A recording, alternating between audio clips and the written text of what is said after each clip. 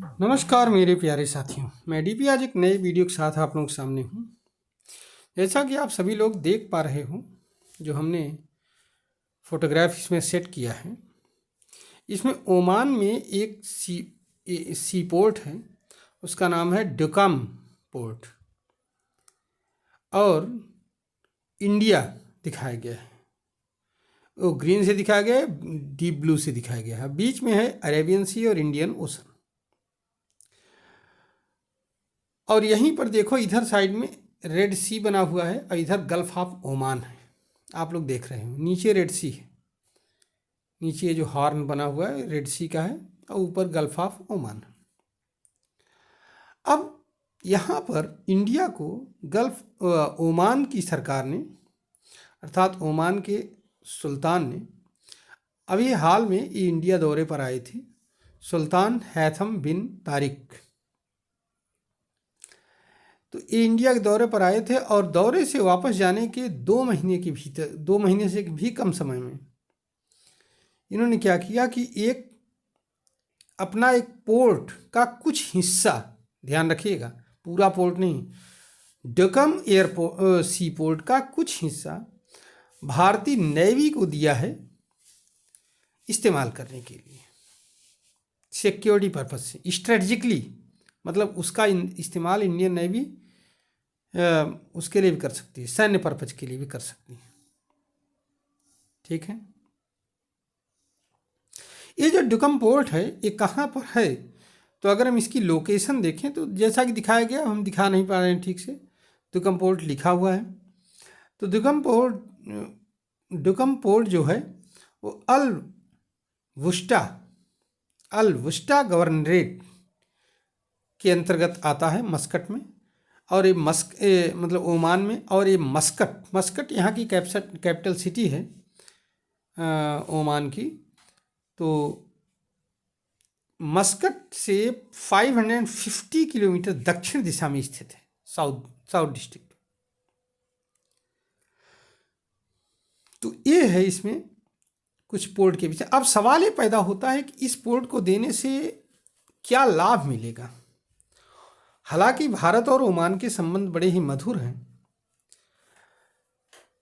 लेकिन फिर भी कोई देश किसी देश को जल्दी किसी सैन्य पर्पज के लिए इन चीज़ों का इस्तेमाल करने के लिए इजाज़त नहीं देता है अपनी पोर्टों को। लेकिन इंडियन नेवी को अगर दिया है ओमान ने, तो कुछ सोच समझ करके ही दिया होगा। तो यहाँ पर आप लोगों को जैसा मालूम है कि हाउथी विद्रोही और उधर जो है आपके वहाँ पर सोमालियाई पायरेट्स के लगातार अटैक हो रहे हैं। हाउथी विद्रोही तब कुछ ज़्यादा अटैक कर रहे हैं, और इनमें कई बार, कम से कम 7 टाइम्स जो है ऑपरेशन चला करके इंडियंस ने पता नहीं कितनी विदेशी शिपों को और अपने शिपों को बचाया है। अभी तो हाल में एक पाकिस्तानी रक्षक दल के 17 सदस्यों को बचाया है।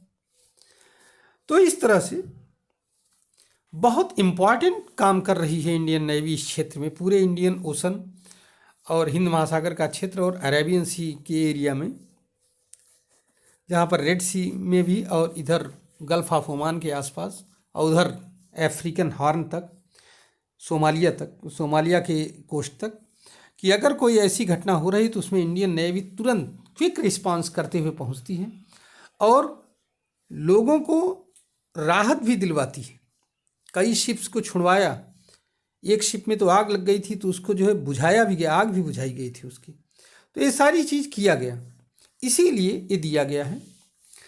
और अभी हाल ही में रक्षा मंत्री श्री राजनाथ सिंह ने इंडियन नेवी को संबोधित करते हुए कहा कि ये नेट सिक्योरिटी प्रोवाइडर है। नेट सिक्योरिटी प्रोवाइडर का मतलब क्या हुआ कि इस पूरे क्षेत्र में सिक्योरिटी प्रोवाइड करती है। इस चीज को और सुदृढ़ बनाने के लिए इंडिया का साथ देते हुए ओमान ने अपना एक ये सी पोर्ट का कुछ हिस्सा, डुकम पोर्ट का कुछ हिस्सा इस्तेमाल करने की इजाज़त दे दी है।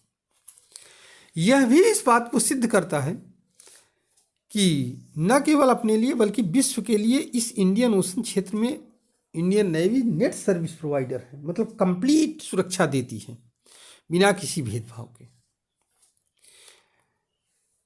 तो ये है इस पोर्ट का, डुकम पोर्ट और इंडिया के बीच का रिलेशन। उम्मीद है कि आने वाले दिनों में ऐसे कई और स्ट्रेटेजिक इम्पोर्टेंस के प्लेसेस पर भारत का वर्चस्व बढ़ेगा, इंडियन नेवी अपना इस्टेब्लिशमेंट करेगी और इससे न केवल इस पूरे क्षेत्र को सुरक्षा मिलेगी बल्कि और कई विरोधी ताकतों जैसे चीन जैसी ताकतों को भी कमज़ोर करने में मदद मिलेगी। क्योंकि यहीं पर अगर डुकम पोर्ट पर आती है इंडिया, मतलब अब अपना जब अड्डा बना लेगी पूरी तरीके से, हालांकि अभी भी है कुछ इस्तेमाल करती हैं, तो जो चाइना का इकोनॉमिक कॉरिडोर है, बेल्ट एंड रोड इनिशिएटिव के अंतर्गत, उसको भी जो है आसानी से कंट्रोल किया जा सकता है। इस तरह से इसका बहुत बड़ा इम्पोर्टेंस है। ये उम्मीद करता हूँ कि इस तरह के और भी जगहों पर भारत का वर्चस्व रहेगा और इससे भारत इस पूरे क्षेत्र को सुरक्षा प्रदान करता रहेगा। धन्यवाद, नमस्कार, जय हिंद, जय भारत, वंदे मातरम।